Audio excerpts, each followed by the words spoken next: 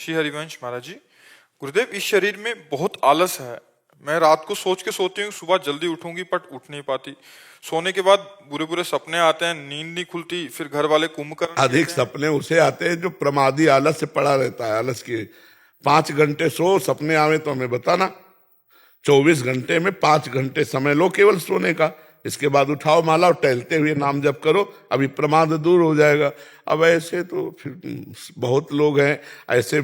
आजकल हम सुना है कि रात्रि के 2 बजे सोते हैं और सुबह 9 10 बजे तक सोते ही रहते हैं, फिर उठते हैं। भगवान सूर्य उदय हो गए, न अर्घ देना है, न संध्या बंदन है, न ब्रह्म मुहूर्त में उठकर भजन करना है। तो ये मनुष्यता ही नहीं रह गई, पशुता आ गई। अब क्या हम समझाएं बच्चा, कैसे समझाएं? मनुष्यता ही नहीं रह गई है।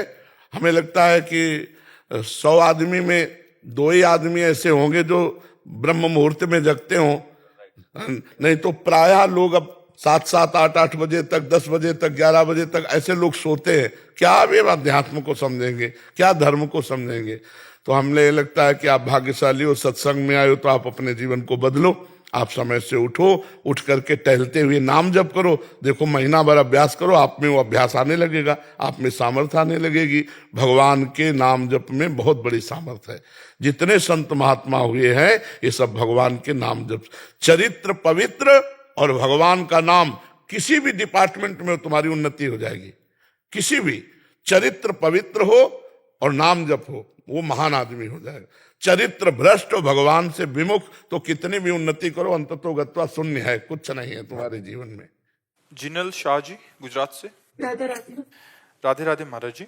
महाराज जी, जीवन में दुख आता है तो सबसे पहले भगवान याद आते हैं, परंतु जब सुख आता है तो भगवान बाद में याद आते हैं। तो जीवन में सुख दुख कोई भी स्थिति हो तो हमें सबसे पहले भगवान स्मरण आए, ऐसी स्थिति कैसे प्राप्त होगी? अभ्यास।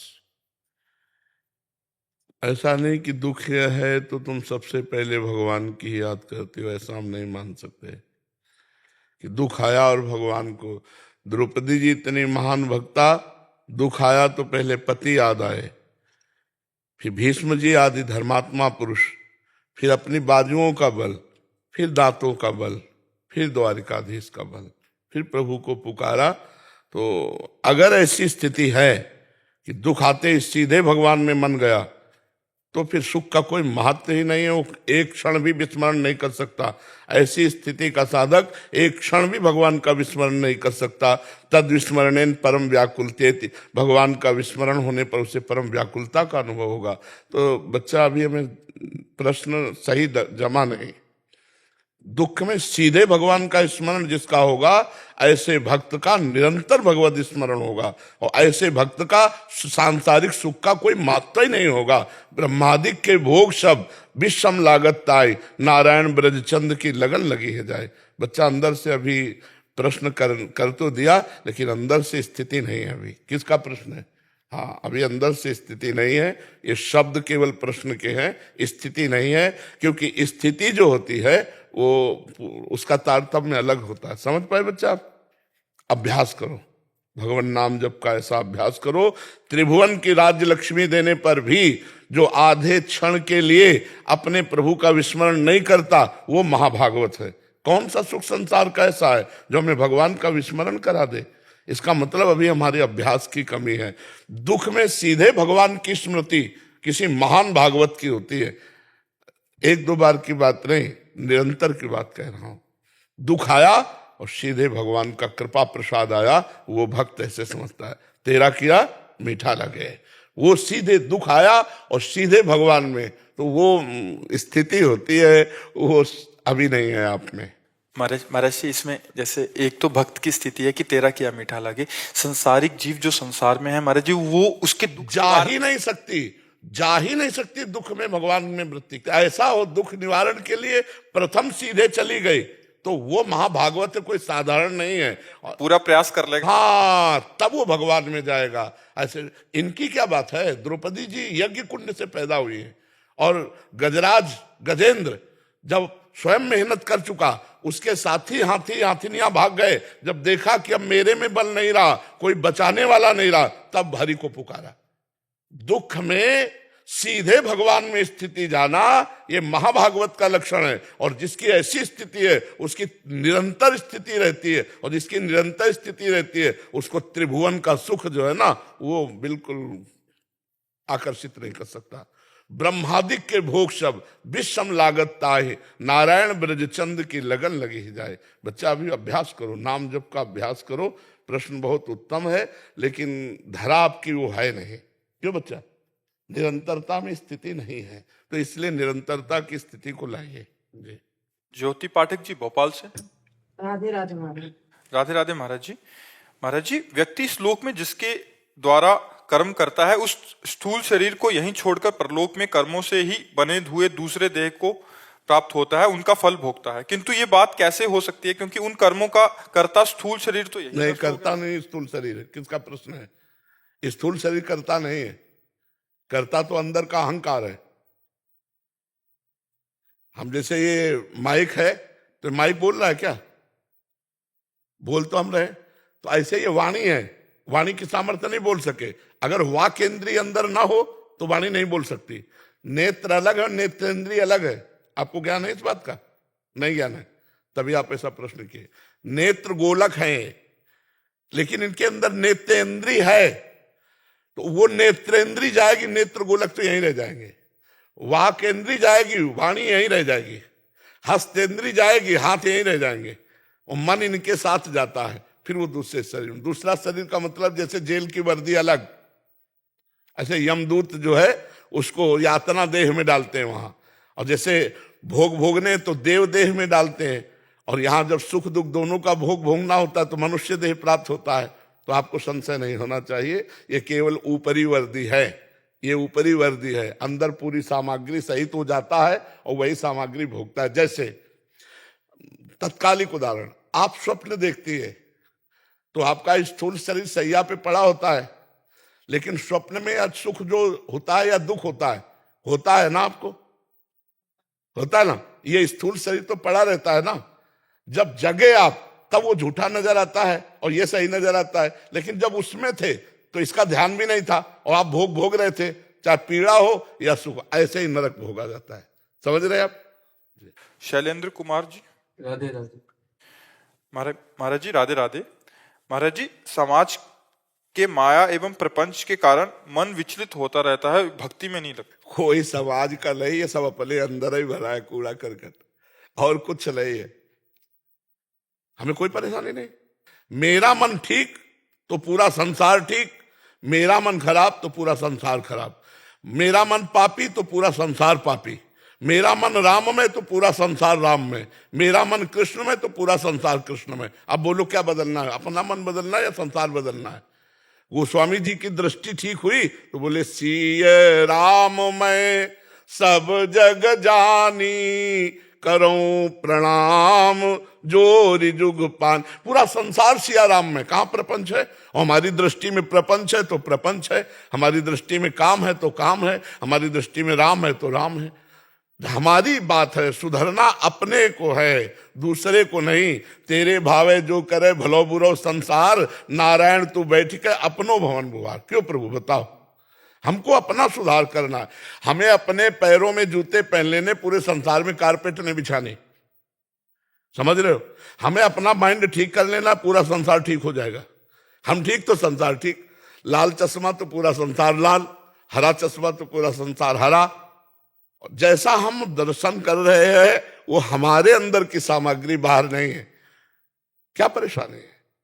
जैसे एक फिल्म में पैसा लगा के आप जाते हो देखने, कुछ अच्छा होता है कुछ बुरा होता है, तो आप उसका मनोरंजन करते हैं कि नहीं करते? आप वहां किसी से दुश्मनी नहीं करते, किसी से प्यार नहीं करते, क्योंकि आपको पता है झूठे चलचित्र हैं, कहानी है, उसका आनंद ले रहे हैं, आप मनोरंजन कर रहे हैं। ऐसे ही ये पूरा संसार मनोरंजन है। जगन नाटक वैभवा। एक परमात्मा, एक अपने को अनेक रूपों में करके तीन विभाग कर दिए। एक पालन, सृष्टि, विनाश। कहीं विनाश लीला हो रही, कहीं पैदा होने वाली सृजन लीला हो रही, तो कहीं पालन लीला हो रही, कहीं काम क्रोध की लीला दिखाई दे रही, कहीं भजन की लीला दिखाई दे रही। लेकिन ये सब झूठे। इनमें एक परमात्मा सत्य है, ये सारी क्रियाएं झूठी और सारे रूप झूठे, ये जितने रूप हैं सब झूठे। और भगवान सत्य है, वो थे, हैं और रहेंगे, ये रूप नहीं रहेंगे। कल ये रूप कुछ और था, आज कुछ रूप और बदल रहा है, कल इसका पता नहीं चलेगा। फिर आप कोशिश भी करो तो ढूंढने से पूरे त्रिभुवन में रूप नहीं मिलेगा, ये झूठा है। लेकिन इसके अंदर जो है वो सत्य है। हम सत्य वस्तु को पहचाने, हम माया के इस नाटक में भूले ना। देखो, अगर माया के नाट्य में आप अभिनेता को पहचान लोगे तो आपको परेशानी नहीं होगी। जैसे आप फिल्म में गए तो आपको ज्यादा अच्छा तभी लगेगा जब आप अभिनय वाले को पहचानते हो, नहीं लगेगा? बोले कौन है? बोले अमुक है। और अभिनय दो प्रकार का होता है उसमें, एक होता है पॉजिटिव, होता है निगेटिव। निगेटिव खलनायक और नायक, दोनों को देखने पर जब खलनायक का कोई रोल करता है और बहुत दुष्टता का रोल करता है, कोई कहे बहुत ही यार दुष्ट आदमी, तो आप कहोगे नहीं नहीं नहीं, ये तो बहुत बढ़िया आदमी, केवल रोल कर रहा है। समझ रहे हो ना? ऐसे ही एक परमात्मा वो केवल रोल कर रहा है, वो है निर्विकार, वो है निर्विकार परमेश्वर। एक परमात्मा केवल रोल कर रहा है, हमको यही जानना है। अब हम यही नहीं जान पा रहे, इसीलिए परेशानी की बड़ा प्रपंच है। हमें तो कहीं प्रपंच नजर नहीं आता। हमारे भगवान अपने खेल खेल रहे विविध रूप में, कहीं विनाश का खेल, कहीं पालन का खेल, कहीं सृष्टि का खेल, कहीं अच्छा खेल, कहीं बुरा खेल, वो खेल रहा है अपने आप में। तो उस खेल में मत सम्मिलित हो, उस खेल से हटो और उस खेल के दृष्टा बनो तो बढ़िया। अभी तो ज्ञान नहीं प्राप्त है ना, इसलिए परेशान। नाम जप करो खूब। नाम जप करते हो? बराबर बराबर का अभ्यास करो। अगर हम एक बार पोछा लगा दे, खिड़की दरवाजा खुला छोड़ दे, हवा आएगी पूरी गंदी हो जाएगी, नहीं हो जाएगी? खिड़की दरवाजे कंट्रोल में रखो, ये सब खिड़की दरवाजे इनको होश में रखो और नाम जप का पोछा लगाते रहो, अभी मन निर्मल हो जाए। सब में भगवान बैठा भैया, वही छुपा। किसी सूझ वाली आंख ने पहचान की, कण कण में झांकी भगवान की। सब में वही रमा हुआ है। हाँ, अब अपने पद और अधिकार के अनुसार जो कर्तव्य है उसको करता रहना चाहिए। चतुरता वही है कि अपने कर्तव्य में धोखा ना पड़े और हम सबके प्रति समान भाव, भगवत भाव रखकर नाम जप करते हुए यहां से मुक्त हो जाए। बड़ा कठिन है, इस दरिया में फंस गए, दलदल में फंस गए, इससे मुक्त हो जाए। रामकृष्ण हरि जो नाम प्रिय हो, खूब नाम जप करो, दूसरों का उपकार करो और अपने कर्तव्य का पालन करो। समझ गए? पंकज शर्मा जी। राधा वल्लभ श्री हरि। राधा वल्लभ श्री हरिवंश महाराज जी, आपके चरणों में कोटि कोटि प्रणाम। महाराज जी, आपके श्रीमुख से सुना है कि संत शंभु और हरि गुरु की निंदा नहीं सुननी चाहिए। संत शंभु श्रीपति अपवादा, सुनहु जहां तहां असी मर्यादा, काट हुई तासु जीव जो बसाही, शबन मूंदी न त चले पर आए। महाराज जी, मैं पुलिस में एक सिपाही हूँ। महाराज जी, कभी कभी ऐसी जगहों पर ड्यूटी लग जाती है जहाँ ऐसी निंदा होती है, उस समय हम ड्यूटी छोड़कर जाने की स्थिति में भी नहीं होते। उस स्थिति अगली उसमें देखो ना, श्रवण मूंद न त चले पर आए, नहीं सुनना। हो रही है अपने राधा राधा राधा, नहीं सुनना। हम जो ना सुनना चाहे तो उसे नहीं सुनते हैं ना, राधा राधा राधा राधा नहीं सुनना। क्योंकि समाज ऐसा नहीं है कि आप उनका विरोध कर सके। अगर जबान काटने का मतलब होता है उनकी जबान बंद कर देना, विद्वता के द्वारा, ज्ञान के द्वारा, प्रमाण के द्वारा।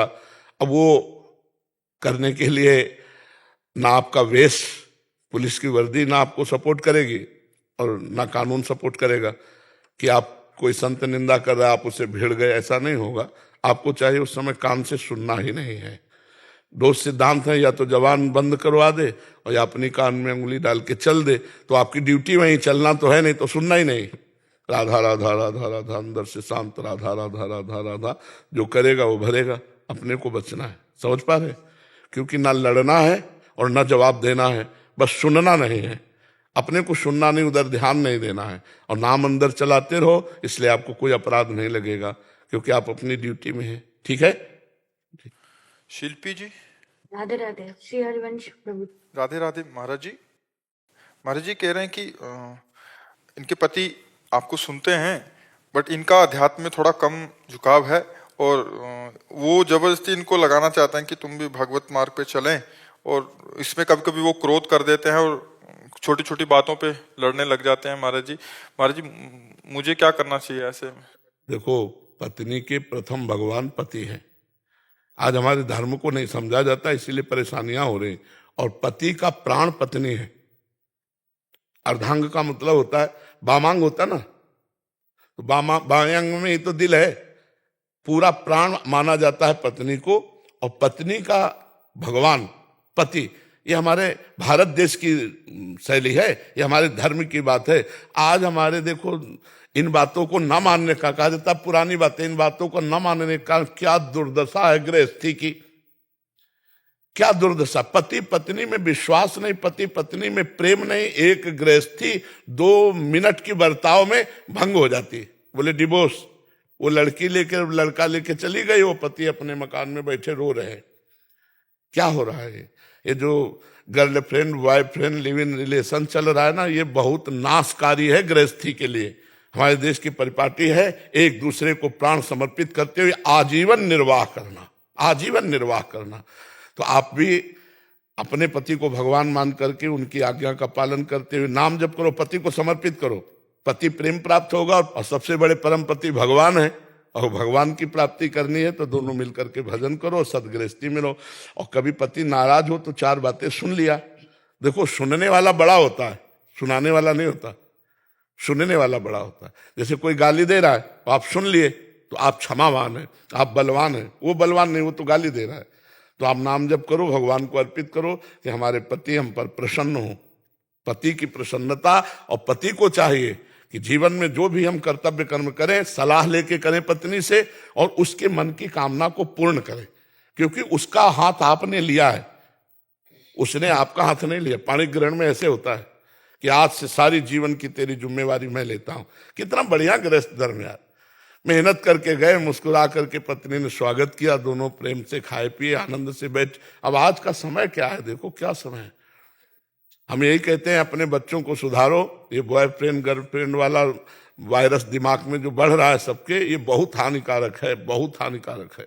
ये गृहस्थी में नहीं सही रहने देगा। साल साल भर ब्याह होता और डिवोर्स हो गया, ये तो कभी सुना नहीं था। डिवोर्स शब्द तो सुना ही नहीं था। जो ब्याह हुआ, पति पत्नी बस एक हुए, आजीवन निर्वाह, आजीवन निर्वाह। हमारे भारत की मर्यादा है यार। पवित्र जीवन स्त्री का, पवित्र जीवन पुरुष का, दोनों जीवन निर्वाह किए एक साथ मिलकर। ऐसा है हमारे यहाँ ये गंदगी नहीं है। अब ये बातें कौन समझ रहा है? ये बॉयफ्रेंड गर्लफ्रेंड वाला समय ये समझ रहा है कि हमारा पवित्र जीवन नष्ट हो गया, अब मैं किसी के काबिल नहीं रह गई। और जी बहुत बढ़ रहा है, इसका कारण? इसका कारण ये देखो, शास्त्र और संत ये 2 ही समाज के सुधारक है। शास्त्र कोई पढ़ नहीं रहा, मोबाइल का जमाना है, और संतों की कोई मान नहीं रहा, और जो मान रहे हैं वो सुधर रहे हैं। जो मान रहे हैं वो सुधर नहीं, तो कैसे समाज सुधरे? सब बाहर चला जा रहा है मोबाइल में, मोबाइल में सब बाहर चला जा रहा है, क्योंकि मोबाइल में पूरा गलत संस्कार भी है, अच्छे संस्कार भी। अच्छे कौन देखना चाहता है? गलत ही गलत सीरीज और फिल्में, गंदी गंदी बातें, तो गंदगी बढ़ती चली जा रही। और नए जमाने के बाहर की हवाएं आती हैं, अब देश विदेश सब जाना होता है, तो वहीं के संस्कार बन रहे हैं। खान पान गलत है, बुद्धि भ्रष्ट है, माता पिता का आदर नहीं, गुरुजनों का आदर नहीं, शास्त्र स्वाध्याय नहीं, इसलिए भ्रष्ट हो रहा है समाज। अब जो बड़े बड़े संत हैं वो सब अपनी अपनी सीमा में हो गए, क्योंकि जान रहे संसार बड़ा विचित्र है। साधु पहले भ्रमण करते थे, अब भ्रमण करें तो कह देंगे बच्चा चोर है, मार डालेंगे। अरे बच्चा चोर है तो बंदी बना लो, दिन में जांच कर लेना, भारत के ही तो है। नहीं, मार डाला लाठी डंडों से। तो साधु महात्मा अगर गांव गली जाए तो कहो कहते बच्चा चोर है, मार डाले। तो सुधरेंगे कहां से? समाज सुधरेगी संतों के वचन से, शास्त्र स्वाध्याय से, अच्छे आचरण से। अच्छे आचरण कहां से आएंगे जब तक अच्छा संग नहीं होगा? और संग है वही कुसंग, गंदी बातें हैं। तो हमें लगता है कि गृहस्थी बड़ी समस्या में है। ब्याह हुआ, पति पत्नी में प्रेम नहीं, पत्नी दूसरे को प्यार करती, पति दूसरे को प्यार, कैसे गृहस्थी चलेगी? कैसे कुल परंपरा चलेगी? कैसे संतान चलेगी? आप विचार करके देखो। तो इसलिए हमें लगता है कि अगर माता पिता भी और बच्चे दोनों सुधरना चाहें तो बहुत अच्छी बात है। हमारा समाज उन्नति को प्राप्त हो, नहीं तो अवनति को प्राप्त हो रहा है, बहुत अवनति को। आप बच्चों के सामने जो बातें कर रहे हैं उनका संस्कार पड़ रहा है। आप बच्चों के सामने जो नशा कर रहे हैं, संस्कार पड़ रहा है, आप जैसे संस्कारों से युक्त होकर गर्भ धारण कराएंगे वैसे बच्चा पैदा होगा। आपके संस्कार ठीक नहीं तो बच्चों के संस्कार कहां से ठीक हो जाएंगे। जब गर्भ में बच्चा आ जाए उस दिन से ब्रह्मचर्य रहना चाहिए गृहस्थी को। जब तक बच्चा ना हो जाए और समय ना आवे तब तक उसे ब्रह्मचर्य कौन रहता है। तो बच्चों के संस्कार वही काम के वही गंदे संस्कार पड़ेंगे, क्योंकि जैसे माता पिता के संस्कार वही बच्चों में जाते हैं। तो इसलिए सुधार हो, नाम जप करें, अच्छे से चलें, सब विश्व पूरा मंगलमय रहे। भावना तो यही, सर्वे भवन्तु सुखिनः, सर्वे सन्तु निरामया, सर्वे भद्राणि पश्यन्तु मां कश्चित् दुख भाग भवेत्। लेकिन हमारे अकेले कहने से नहीं होगा, आप भी सुधरो तब होगा। वैसे काफी सुधार भी हो रहा है, सुनते हैं। महाराज जी, आज तक ये बातें किसी ने नहीं बताई जो आपसे हमें पता लग रही हैं, और 45 साल 40 साल हो गए हैं, ये किसी को ये बातें पता नहीं होती जी। महाराज आपके माध्यम से पूरा विश्व मंगलमय हो रहा है जी, इससे ज्यादा कुछ नहीं। हाँ, कोशिश यही कर रहे हैं कि जो जो बात गुरुजनों से मिली, संतों से मिली, हमारे समाज को पहुंचे, समाज जागृत हो, गंदे आचरणों से बचे। और इसमें मंगल नहीं है। जैसे मानो एक बच्चा है, अब वो गंदे आचरण कर रही है या कर रहा है, अब उसे ब्लैकमेल किया गया, अब वो किसे कहे, घर में कहेगा तो काट डाले जाएंगे, घर वाले ऐसा कह रहे हैं, अब वो ब्लैकमेल में गिरते चले जाते, फिर उसको करने का रास्ता नजर आ जाता है। कई बच्चे तो इस बात में बच्चियां कर ले। हमें लगता है माता पिता को थोड़ा मित्रवत व्यवहार करना चाहिए, एक काट डालने मार डालने वाली बातें नहीं करनी चाहिए। उनको कहना चाहिए कि देखो हम आप पिता पुत्र तो हैं, लेकिन एक दोस्त भी है। अगर तुमसे कोई भी गलती हो जाए तो हमसे बताना, हम तुम्हें बचाएंगे। तुम्हें कुछ भी पसंद आया मुझे बताना, हम तुम्हें वो दिलाएंगे। ऐसे प्यार किया जाता। दिखाओ अच्छा मोबाइल, क्या करते हो, क्या बात करते हो, कहाँ बात करते हो, कैसे मिलते हो। तो बच्चे को लगेगा कि अगर हमसे कोई गलती हुई है और हमें कोई ब्लैकमेल कर रहा है तो हम अपने पापा से कह सकते हैं।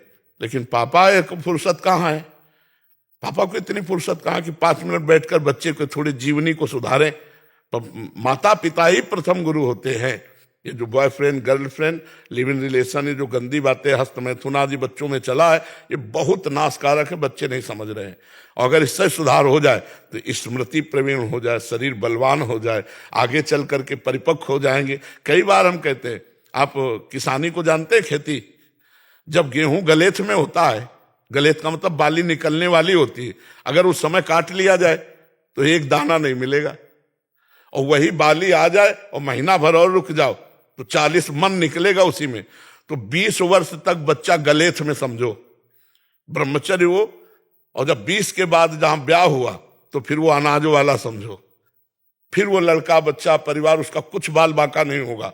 लेकिन 20 वर्ष के पहले यदि ब्रह्मचर्यहीन हो गया तो गृहस्थी लायक नहीं रहेगा, गृहस्थी लायक नहीं रहेगा। ऐसे व्यसन, ऐसा व्यभिचार, ऐसी क्रियाएं कर रहे हैं कि वो शरीर को तो कुछ समझ रहे हैं, उनको जरा सा सुख लगा तो लगा यही सुख है, और उसी में बहते चले जा रहे हैं।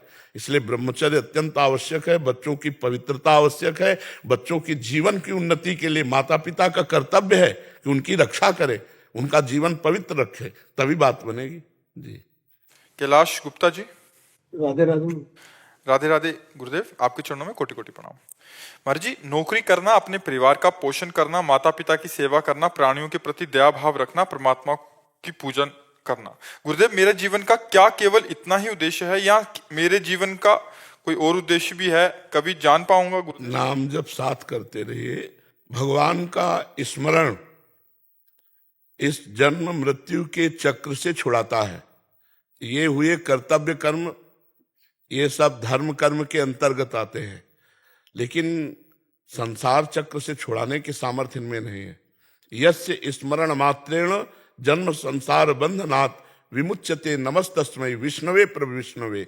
जिनका स्मरण मात्र जन्म संसार चक्र से हमें पुनरपि जननम पुनरपि मरणम पुनरपि जननी जठरे शयनम, ये जो चक्र चल रहा है, इस चक्र से मुक्त होने के लिए भगवान का स्मरण निरंतर अत्यंत आवश्यक है।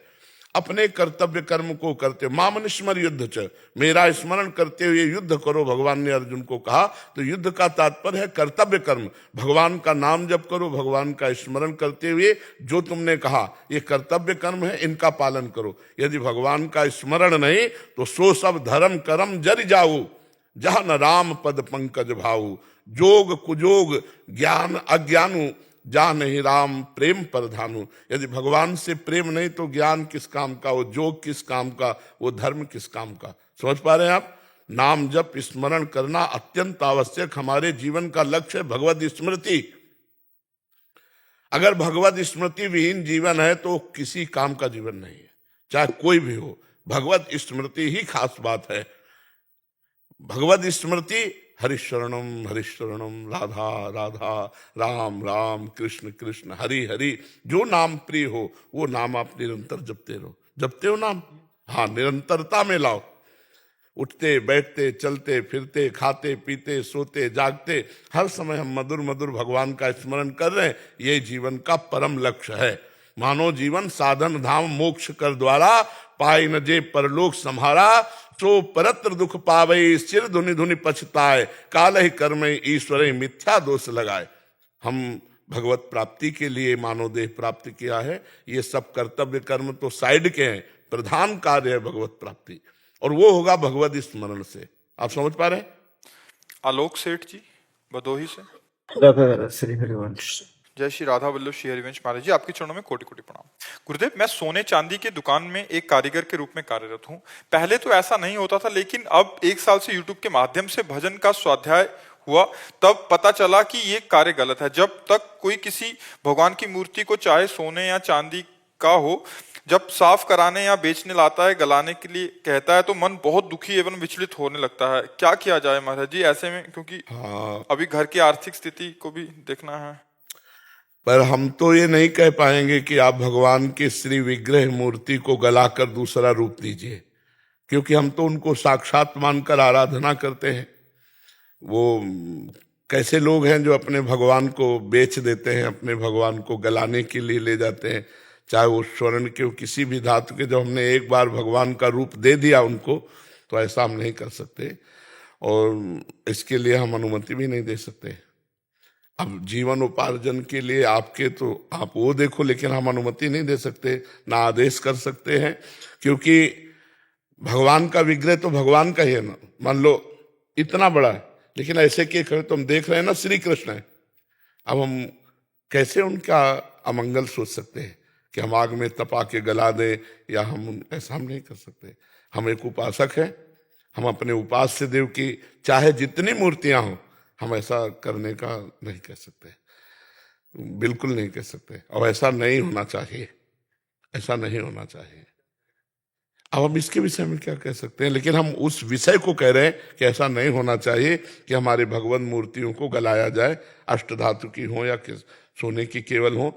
वो कैसे लोग हैं निर्दयी हृदय, जिन्होंने अभी तक पूजा में रखा, अब उनको बेच दिया। और वो कैसे हृदय हैं जो भगवान के उस रूप को गलाते, फिर तभी हानि होती है, अपराध लगता है, तभी फिर पूरी की पूरी दुकान बर्बाद हो जाती है। आग लग गई, चोरी कर ले गए, या कोई घटना घट गई, तो ये अपराध है, ऐसा नहीं होना चाहिए। हम चूंकि एक उपासक है ना, हम कोई व्यापारी तो है नहीं, तो हम वही बात तुम्हें बताएंगे जो अध्यात्म में आपका मंगल करेगी। ऐसा नहीं होना चाहिए, ऐसा बिल्कुल नहीं होना चाहिए। अब आगे की रास्ता आप देखो कि आप कैसे चलोगे। जैसे लोग आजकल सुपारी में, तम्बाकू में, या झोले में, या कार्ड में भगवान के नाम लिख रहे हैं, वो लोग समझते नहीं। फिर जब परिणाम आता है तब नाम का, यही तो अपने धर्म के लोग समझ नहीं रहे। अपने इष्ट की मूर्तियों को, उनकी छवियों को, लक्ष्मी गणेश जी की पूजा की, इसके बाद निकाल कर गांव बाहर पीपल के नीचे रख दिया। अपने भगवान की छवियां कार्ड में छाप ली, ब्याह में वो फेंक करके रद्दी कागजों में। वही प्रभु बने हैं, श्री राम बने, सिया जी बने, शिव जी बने, पार्वती जी बने।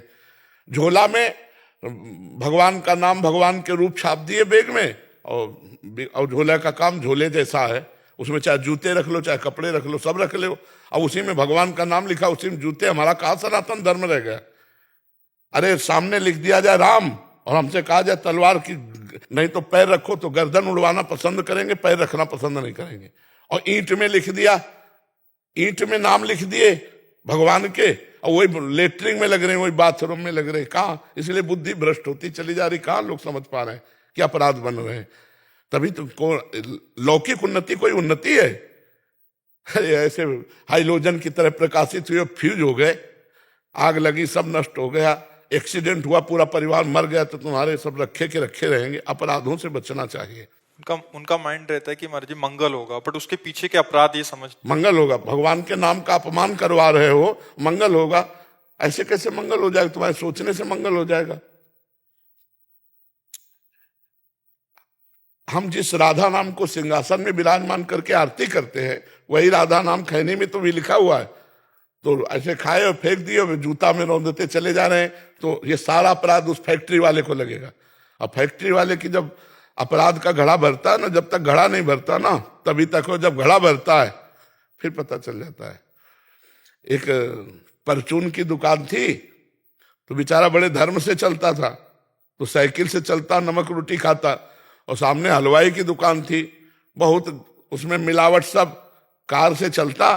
तो एक दिन एक संत आए उस गरीब के घर, तो उनका महाराज धर्म श्रेष्ठ है कि अधर्म श्रेष्ठ है? तो उनका धर्म। तो बोले धर्म से चलता हूं तो आपको हम आधा लीटर दूध नहीं पिला सकते, और अधर्म से चलता है, कार से चलता है वो। तो बोले आओ बेटा गंगा स्नान करने चलते। गंगा के किनारे ले गए और एक गड्ढा खुदवाया एक आदमी से, और कहा इस पे खड़े हो जाओ। बोले गुरुजी करोगे क्या? बोले चुप रहो। और भर भर के गंगा जल डालते रहे। जब गंगा जल यहां तक आ गया तब कहा महाराज अगर एक घड़ा भी डाल दिया तो मैं मर जाऊंगा। तो बोले ऐसे ही तुम्हारा सामने वाला जब तक घड़ा भर ले रहा है तब तक कार से चल लो, जहां पाप का घड़ा भरा तो फिर वो नष्ट हो जाएगा।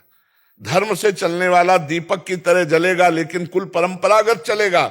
अधर्म वाला एकदम उठेगा और फ्यूज हो जाएगा, नष्ट हो जाएगा। इसलिए भाई ये भगवान की मूर्तियों की, अब कैसे तुम्हें बताए, विद्वान बनते हैं और भगवान का नाम और गुरु का रूप और भगवान के रूप छाप देते हैं और नालियों में फाड़ के फेंक देते हैं लोग। नहीं वो पोस्टर, हाँ, अब वो नालियों में फेंक दिए। तुम्हारे गुरु की छवि थी, तुम्हारे भगवान की छवि थी, अब ये अपराध नहीं है। और विद्वान बनते हैं ऐसे। अरे अपने इष्ट का सम्मान करना सीखो, इष्ट के नाम का सम्मान करना। तुलसी जाके मुख से धोखे निकसत राम, ताके पग की पगतली मोरे तन की चाम। अपने सनातन धर्म के देवी देवता, इष्ट, नाम, रूप, इनका आदर करना सीखे। अब ऐसे एक सिंहासन में विराजमान है और एक जूते के नीचे जा रहे हैं।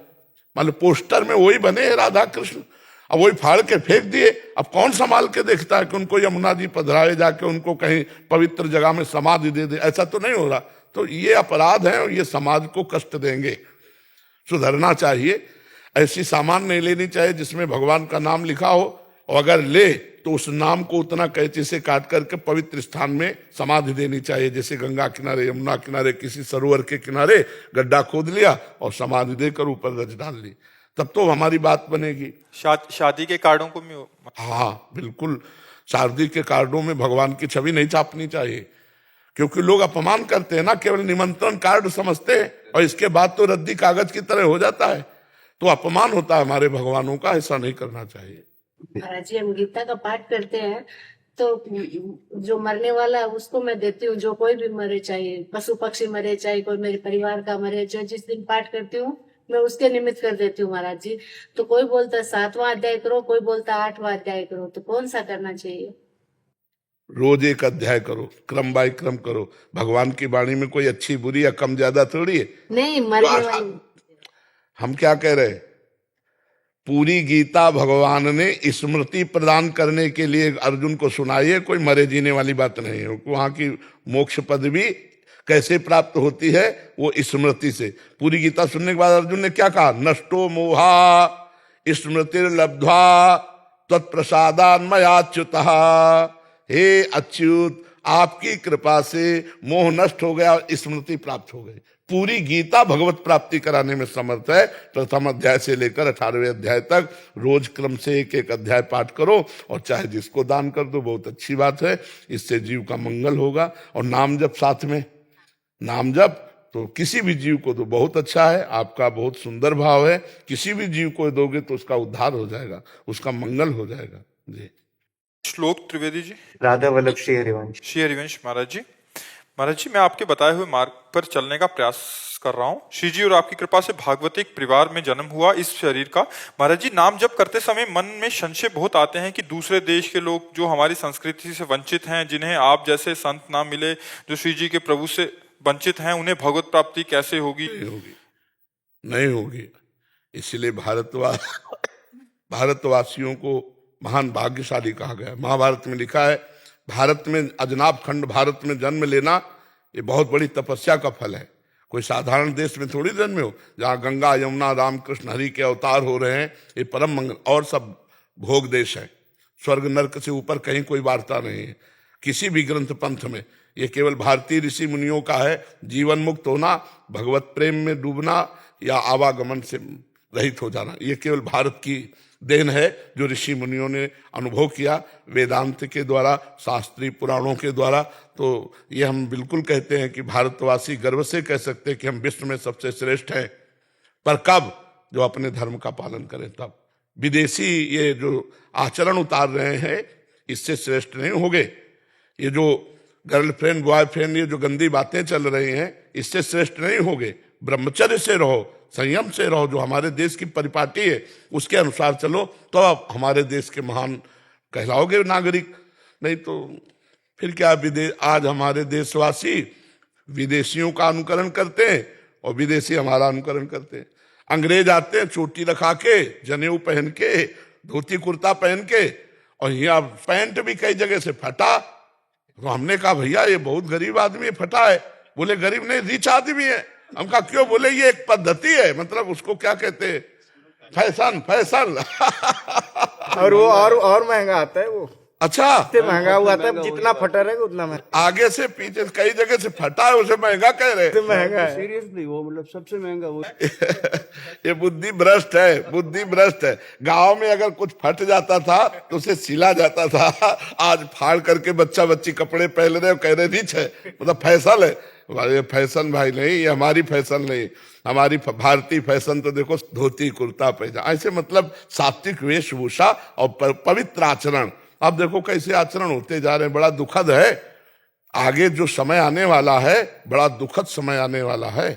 देखो संत महात्माओं के बिना संयोग के बुद्धि शुद्ध नहीं होती, और संत महात्माओं को आजकल मार डाला जाता है।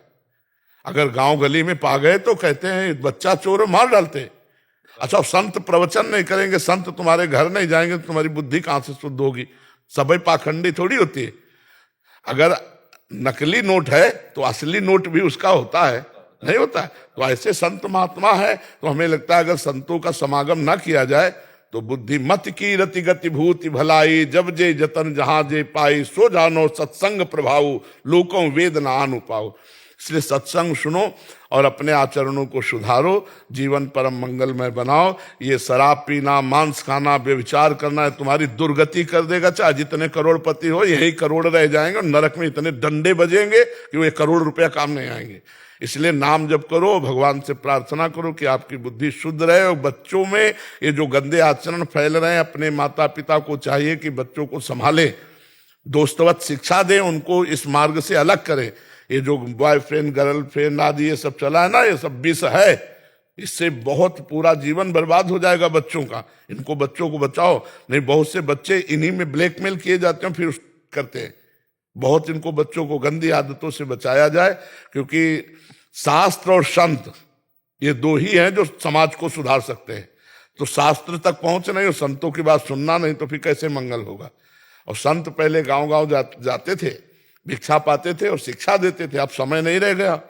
अब तो भैया कह देंगे बच्चा चोर तो मार डालेंगे लोग। हम कह रहे हैं जैसे संशय है, उनकी जांच करो 2-4 दिन, फिर छोड़ दो। मारने का अधिकार कहां से? न कानून से है, न भागवतिक है। अरे संत वेश में है आपने। तो अब आजकल बहुत समय विचित्र है, संभाल लो तो संभाल लो, नहीं तो कलयुग बढ़ता चला जा रहा है। जी योगेश कुमार जी, मथुरा से। श्री राधा वल्लभ लाल। श्री हरिवंश महाराज जी। महाराज जी, श्री रामचरितमानस जी में ऐसा वर्णित है कि हानि लाभ जीवन मरण यश अपयश हरि हाथ, अर्थात उपरोक्त 6 कर्म ही ईश्वर ने अपने हाथों में रखे हैं, शेष सभी कर्मों को करने की जीवात्मा को। नहीं, कर्म नहीं रखे अपने हाथ में, गलत समझ रहे हो। फल रखा है अपने हाथ में। कर्मण्ये वाधिकारस्ते मां फलेषु कदाचन। तुम्हारा अधिकार कर्म करने में है, फल में नहीं। फल के लिए भगवान ने कहा सुख दुखे समय कृत्वा लाभा लाभो जया जयो। सुख दुख में, लाभ हानि में, जय पराजय में समान भाव रखकर तुम केवल कर्म करो। अच्छा, जो ये फल की बात है कि लाभ और हानि, जीवन मरण, जस, अपजस, विधि माने विधान। भगवान अपने हाथ का मतलब नहीं कि जो चाहेंगे वही कर देंगे, नहीं। अवश्य में भोक्तव्यम कृतम कर्म शुभाशुभम, जो तुमने किया उसी का विधान रख दिया है। अब जैसे आपने बहुत बड़ा व्यापार किया और व्यापार में घाटा लग गया, तो आपका पूर्व प्रारब्ध फल पर प्रहार कर दिया। पूर्व कर्म का प्रारब्ध जो बना ना, वो फल पर प्रहार कर दिया। आपने मेहनत बहुत की, पैसा बहुत लगाया, लाभ नहीं मिला। एक आदमी ज्यादा दिमाग भी नहीं है, ज्यादा व्यापार भी नहीं है, और धीरे धीरे धन बढ़ता चला जा रहा है, उसका प्रारब्ध उसके अनुकूल होता चला जा रहा है। लौकिक उन्नति, लौकिक सुख, इसके लिए प्रारब्ध है। अब उस प्रारब्ध को हम मिटा सके, नए प्रारब्ध की रचना कर सके, इसके लिए कर्म नहीं भजन है। जब तक हम भजन नहीं करेंगे तब तक हमें कर्म परंपरा भोगनी पड़ेगी। अवश्य में भोक्तव्यम। अब जैसे हम खूब नाम जप कर रहे हैं, हम चाहें कि ये प्रारब्ध मिट जाए तो प्रारब्ध मिट जाएगा, पर भगवान की प्राप्ति नहीं होगी। तो जब नाम जप किया जाता है और नाम की महिमा समझ में आ जाए, तब लगता है शरीर तो छूटेगा ही यार, अपने समय से ही छूटेगा। तो इसका प्रयोग हम क्यों करें? भजन का प्रयोग। भजन क्यों नष्ट करें? भजन तो भगवान की प्राप्ति के लिए करें। तो बड़े बड़े संत शरीर के प्रारब्ध को भोग लेते हैं और भगवान को प्राप्त हो जाते हैं। तो हानि सांसारिक वस्तुओं की या शरीर की, लाभ सांसारिक वस्तुओं का, इस शरीर का स्वस्थ होना, पद प्रतिष्ठा मिलना, जीवन मरण, जस अपजस, यही विधि के हाथ में है। भगवत प्राप्ति, भजन, नए प्रारब्ध की रचना, ये पीछे नहीं, ये अब करेंगे। मनुष्य शरीर मिला है, हम नया निर्माण करेंगे, हम अपने भविष्य का नया निर्माण करेंगे। इसीलिए तो मनुष्य शरीर मिला है, नहीं तो सुअर कुत्ता गधा अपने भाग्य के अनुसार चलते हैं। मनुष्य केवल भाग्य के अनुसार नहीं, नए कर्म के अनुसार भी। जैसे भाग्य में बहुत सुख भोगेंगे, अभी वैष्णव अपराध कर दो सब भस्म हो जाएंगे, साधु अवज्ञा तुरंत भवानी, कर कल्याण अखिल के हानि, सब के सब तुम्हारे पुण्य नष्ट हो जाएंगे, तुम दुख में पड़ जाओगे। तो तुम्हारे जीवन में लिखा पाप ही पाप, भोग ही भोग, तुम्हें दुख भोगना है। अब डट के भजन किया, सब भस्म हो गए, मंगल हो गया। हम भजन के द्वारा नया निर्माण कर सकते हैं प्रारब्ध का। तो समझ पा रहे हो आप क्या कहना चाहते हो कि हानि लाभ जीवन मरण जस अपजस विधि हाथ, तो ये भगवान के हाथ है। तो क्या इसका मतलब तुम समझना चाहते हो? जी, कर्म को करने के लिए श्री रामचरितमानस व श्री गीता जी भी खुलकर समर्थन किया है। कहा भी है कि तू कर्म कर, फल की चिंता मत कर, वो मैं दूंगा। किंतु दूसरी तरफ श्री रामचरितमानस में ऐसा भी पढ़ने को मिलता है कि जिसे ईश्वर दारुण दुख देता है, उसकी बुद्धि को तो दारुण दुख कब देता है? तिनकर काल रूप में भाता। रामचरितमानस में जो भगवान की आज्ञा का उल्लंघन करके मनमानी आचरण करते हैं, पापाचरण करते हैं, जब उनके पाप का परिणाम आता है तो बुरी दशा आने के पहले बुद्धि बदली जाती है ना। जिनका विधना दारुण दुख दीन, उनके मति पहले हरिलीन कहो, क्योंकि उनको भोग भोगाना है। जैसी लिखी भवतव्यता तैसी होए सहाय, आप ना आवे ताहि पे ताहि तहां ले जाए। वो कर्म तुम्हारा दंड भोगवाना है ना, तो वहीं ले जाएगा जहां भोग भोगवाना है। वो विधान, भगवान अपनी तरफ से किसी के लिए कुछ विधान नहीं करते, हमारा किया हुआ कर्म ही विधान बनाता है। भगवान मंगल भवन है, कभी किसी का मंगल नहीं कर सकते। भगवान को दूध पिलाने के लिए गई पूतना जहर लगाकर मार डालने के लिए, तो उसे वो गति दी जो यशोदा मैया को गति दी। तो भगवान हमको दुख क्यों देंगे? हमारी दुश्मनी है क्या भगवान से? आप सोचो, हमारे कर्म का जो फल है वो हमें मिल रहा है, अब उसका सारा विधान उन्हीं के हाथ में है। तो वैसे ही काल को प्रेरित करते हैं, मृत्यु को प्रेरित करते हैं। वैसे एक माई बहुत तपस्विनी थी, गौतमी नाम था उनका, तो उनके पुत्र को सांप ने काट खाया। अकेला पुत्र था, और वो जंगल के जो कोलभील होते हैं वो उठाकर लाए और कहा, तपस्विनी जी आपके पुत्र को सांप ने काट डाला, तो उससे मर गया। तो उन्होंने भारी क्रोध प्रकट किया, तपस्वी थी, तो सांप को आकर्षण मंत्र से घसीटा। सांप सामने आया, बोले तुझे अभी भस्म कर दूंगी, मेरे बेटे को क्यों काटा? तो उसने कहा, क्षमा कीजिए, मैं केवल निमित्त हूं, मुझे मृत्यु ने प्रेरित किया है। अच्छा, मृत्यु? तुरंत मृत्यु का आकर्षण किया और मृत्यु से कहा, तुझे भस्म कर दूंगी, तुमने सांप को प्रेरित करके मेरे बालक को क्यों कटवाया? तो मृत्यु ने कहा, मुझे क्षमा कीजिए, मेरा कोई अपराध नहीं, मैं काल से प्रेरित था। काल से, काल का आवाहन किया, काल ने कहा, क्षमा कीजिए, मेरा कोई अपराध नहीं, इस बालक के कर्म से प्रेरित होकर के मैंने ऐसा। लौट के कहा आया? बालक का कर्म। अपने को न काहू के सुख दुख कर दाता, निज कृत कर्म भोग सुन भ्राता। समझ पा रहे हो ना? जी का विधि ना माने जो विधि का विधान रचते हैं, किसके अनुसार? कर्म फल के अनुसार। वो जिसको अब दुख का अवसर आ रहा है तो फिर उसकी मति का अपहरण कर लेते हैं, और वैसे ही वो घटना जो हमारे सामने दुखद परिस्थिति या सुखद लानी है, तो हमारा कर्म प्रेरित करके बुद्धि को वैसे ही बदल देगा। तो हमारा ये कहीं सोचना कि ये सब भगवान के हाथ है दुख सुख देना, ऐसा नहीं है। हमारे कर्म को न काहू के सुख दुख कर दाता। भगवान तो मंगल भवन है, हमारी उनकी दुश्मनी क्या है जो वो हमारे साथ अमंगल करेंगे। एक माई आई थी, कहती जिंदगी भर नौ दुर्गा रही, शिव जी को पानी चढ़ाया, हमारे पति को मार डाला भगवान ने। भगवान ने मार डाला। अब उनको कैसे समझावे कि मैया इसका नाम मृत्यु लोक है, यहाँ सबको जाना है, आज नहीं तो कल जाना है। जितने समय के लिए हम आए उतने समय ही रहेंगे, चाहे जल चढ़ाओ चाहे ना चढ़ाओ।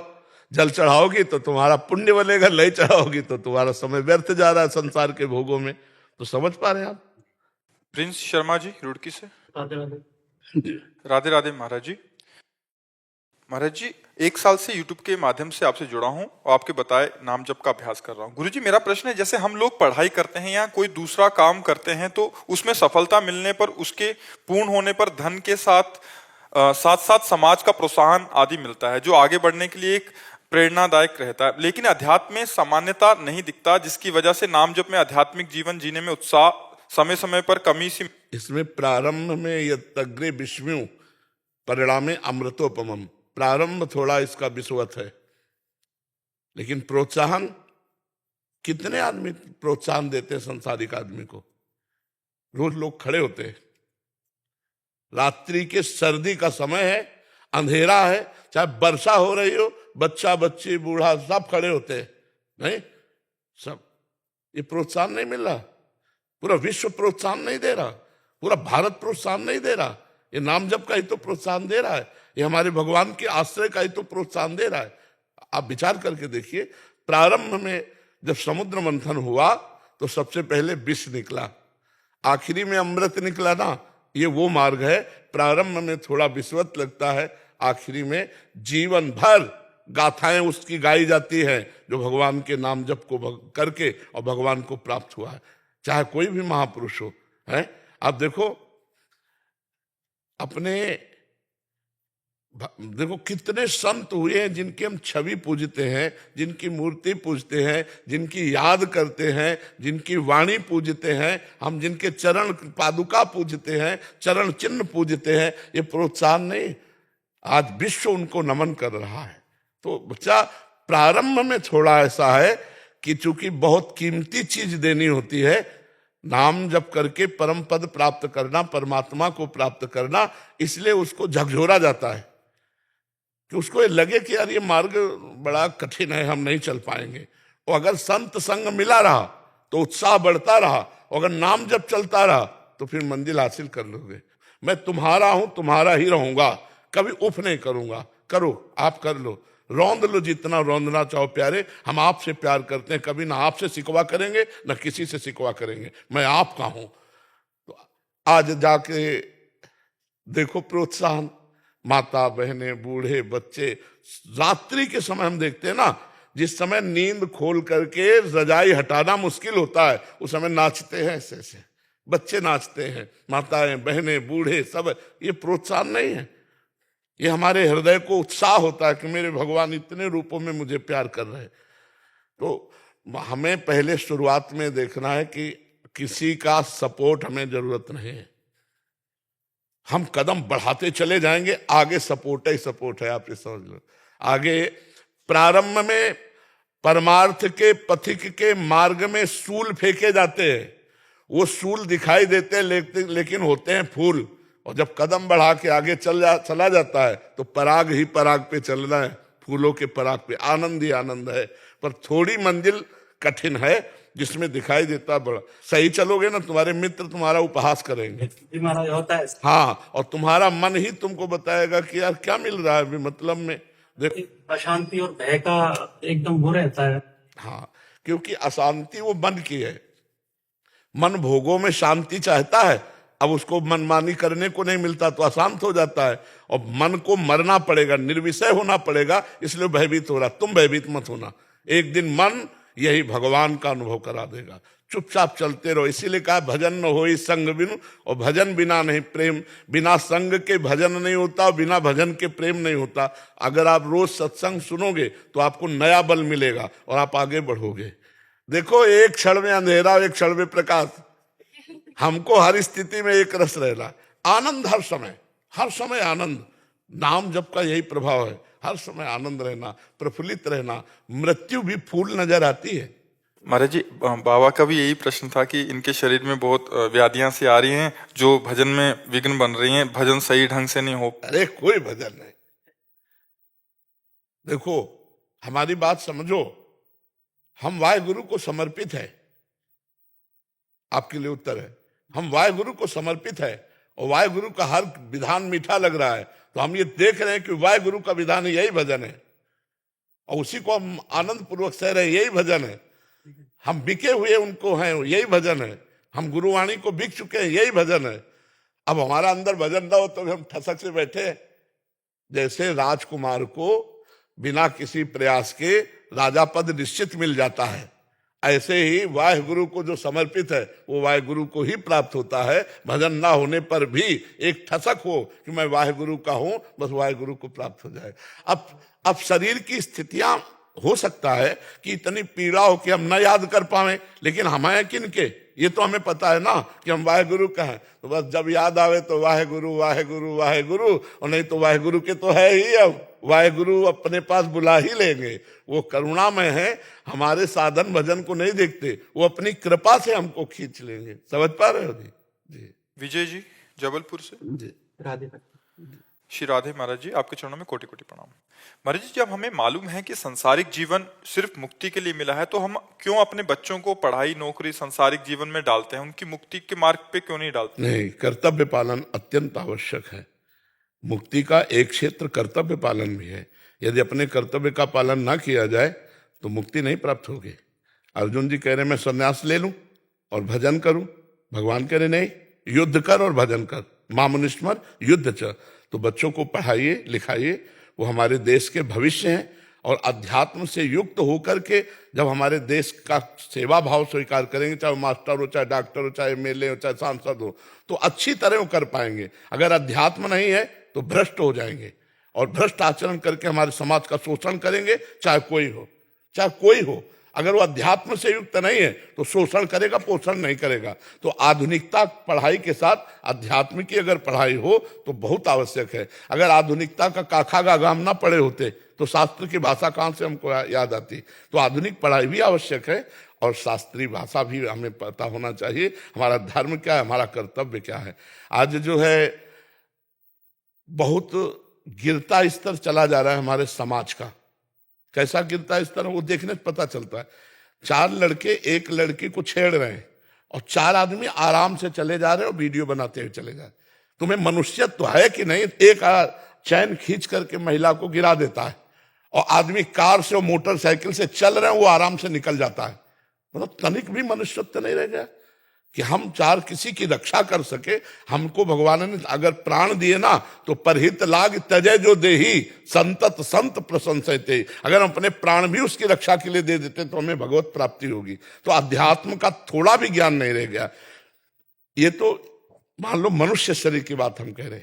महाराज शिवी सिंहासन पर विराजमान थे, इतने में कबूतर आके गिरा, महाराज मेरी रक्षा कर लो, बाज मुझे खाए जा रहा है। तो बाज आकर ऊपर ऐसे बैठ गया।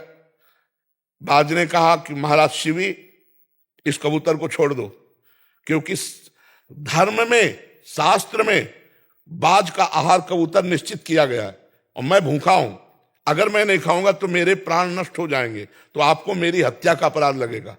कबूतर ने कहा मैं आपकी शरण में हूं, अब मुझे आप मत दीजिए, नहीं तो बाज खा जाएगा। शिवी महाराज ने कहा कबूतर तो नहीं दे सकता, पर तुम्हारे प्राणों को भी मैं छूटने नहीं दूंगा, मैं तुम्हारे लिए मांस मंगाता हूं। बोले नहीं महाराज, कहीं भी ऐसा नहीं है कि बाज मरे हुए या मारे हुए पशुओं का खाता हो, हम स्वयं शिकार करते हैं और ये हमारा शिकार है। तो उन्होंने कहा कि ऐसा हो सकता है कि अगर मैं अपने मांस को दूं, मैं जिंदा हूं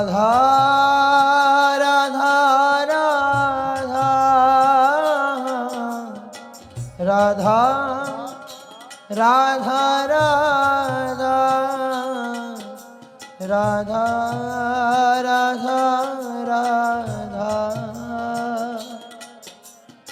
राधा राधा राधा राधा राधा राधा